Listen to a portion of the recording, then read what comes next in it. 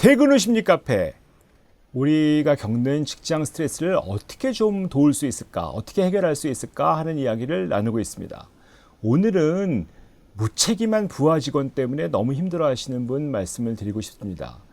이게 이제 부하 직원이라는 게 사실은 내가 승진하면서 만나게 되는 거잖아요. 내가 부하일 때는 부하가 없죠. 그러다 이제 승진하게 되는데 이분은 그 부하 직원을 두게 됐는데 너무 부하 직원들이 마음에 안 드시는 거예요.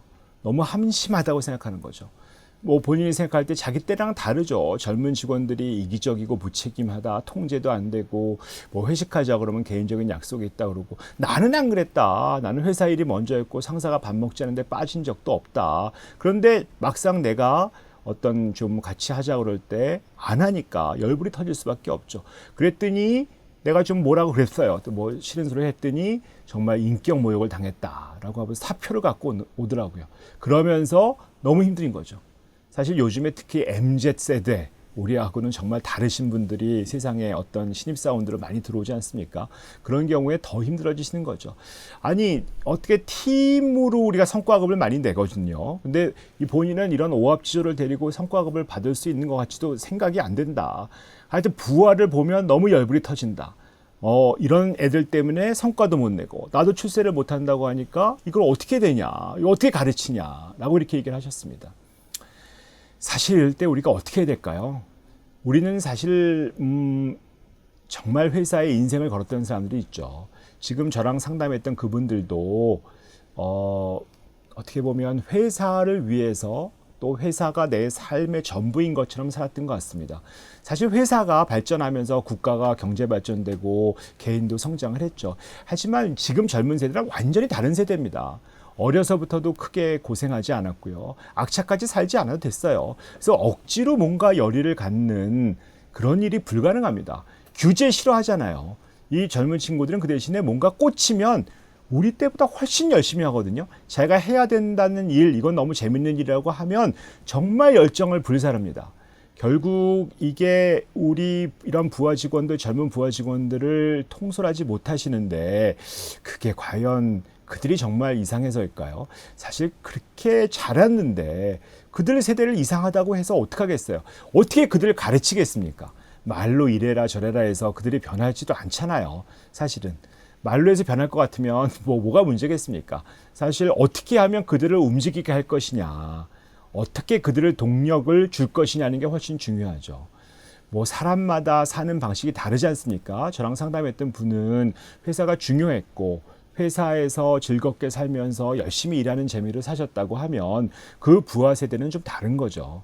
어떤 사람은 정말 행복하고 즐기고 사는 게 제일 중요한 사람이 있고 어떤 사람은 너무 힘들고 너무 지치게 사는 사람이 있잖아요. 이런 차이가 있어요. 이렇게 삶이 버겁고 힘든 사람들을 가만히 보면 사실 제가 상담할 때 보면 몇 가지 공통점이 있습니다. 아주 쉬운 게 남 탓하는 거예요.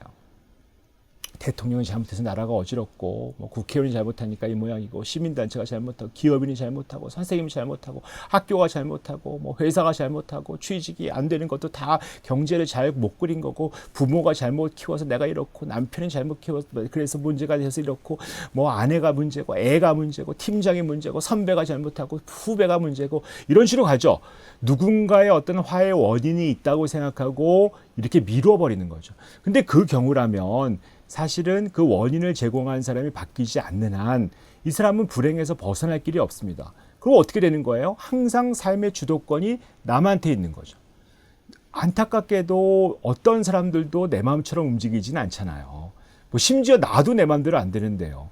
남 탓을 자꾸 하다 보면 정말 화라고 하는 정서에서 벗어나기가 어렵습니다. 운전하다 보면 차가 끼어들어서 화가 나고 식당 가면 음식 때문에 화가 나고 늦게 나오고 뭐 불친절해서 화가 나고 회사 가면 직원들 때문에 화가 나는 게 당연하죠. 뭐 예를 들었을 때 너무 우수한 동료 직원이 있어도 화가 날 거고요. 뭐 너무 또 힘들게 하는 상사가 있어도 힘들 거고 뭐 집에 들어오면 와이프 때문에 또 힘들 수 있는 거고 와이프가 내 마음 잘 몰라주니까 뭐 애도 공부 잘 안 하니까 내 마음처럼 안 해주니까 결국은 이런 분은 세상의 모든 사람들이 자기 뜻대로 움직여야 화가 풀리시잖아요. 근데 그게 가능할까요? 어떻게 세상 사람들이 내 마음대로 움직이겠습니까? 그래서 이 남 탓은 정말 그만두셔야 됩니다. 뭐 이 세상 모든 사람들을 적으로 여기고 어떻게 살겠어요? 세상에 내 마음에 들지 않는 사람 분명히 있죠. 다 다르죠. 근데 어떻게 다르다고 해서 그걸 어떻게 하겠습니까? 근데 다른 것들을 다 다른 삶들을 다른 사람들, 다른 인생, 다른 생각을 가지고 살 수밖에 없는 게 인생 아니겠습니까? 이렇게 남 탓하는 거는 정말 멈춰야 되는 거고, 또 남 탓하는 거 말고 또 어떤 분들은 내 탓을 하시는 분이 있어요. 내가 재수가 없다. 내가 끼면 매사가 안 된다. 난 태어나면 안 된다. 하여튼 자기를 비난하는 거. 나의 태도, 성격, 외모, 습관 다 마음에 안 든다. 나는 못났다. 다른 사람들 훌륭한데 내가 문제다. 이런 마음 가지고도 절대로 행복할 수 없죠. 사실은 누굴 탓을 한다는 거. 그게 남 탓이든 내 탓이든 나를 불행으로 만드는 가장 쉬운 일이 탓하는 겁니다. 남 탓하면 상대가 바뀌지 않고서는 내가 헤어날 수 없는 거고, 자기 탓하다가는 정말 그런 우울증이라든지 내가 힘들어지는 것들에서 벗어날 수가 없는 거죠.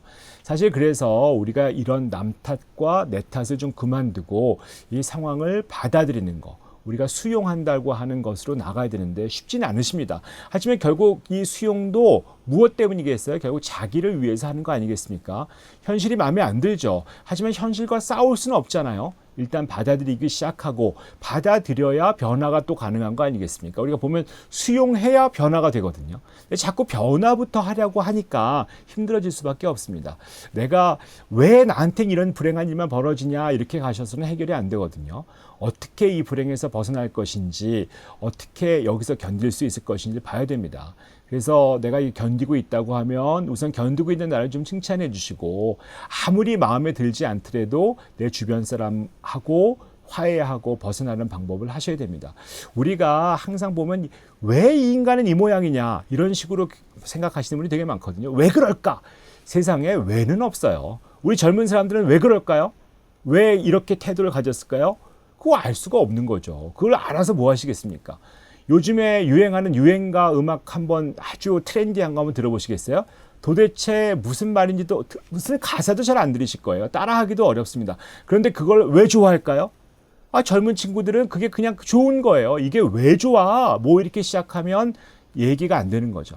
사실 우리가 자꾸 이유를 묻고 따지기 시작하면서 힘들어지는 겁니다. 이 왜라는 건 없습니다. 세상에 왜를 가지고 자꾸 가지 마시고, 왜 그러냐? 애들은 그냥 그게 좋은 거예요. 그냥 좋은 거예요. 그냥. 우리가 이제 그냥이라는 어떤 단어가 사실 굉장히 치유적인 겁니다. 내가 일을 한다. 뭐 이렇게 해서 이유를 찾고 하지 말고 그냥 해보세요. 이 그냥이라고 하는 것들이 상당히 도움이 될 수 있습니다. 우리는 항상 저 사람을 이해할 수 없어라고 하는데 이해할 수 없죠. 그거를 뭐 왜 저런 행동을 하는지 이해할 수 없습니다. 이해하려고 하실 필요도 없고 그 사람은 그냥 그런 겁니다. 그냥 그런 거니까 그냥 그런 사람하고 내가 살아가기 위해선 나도 그냥 살아가는 거죠.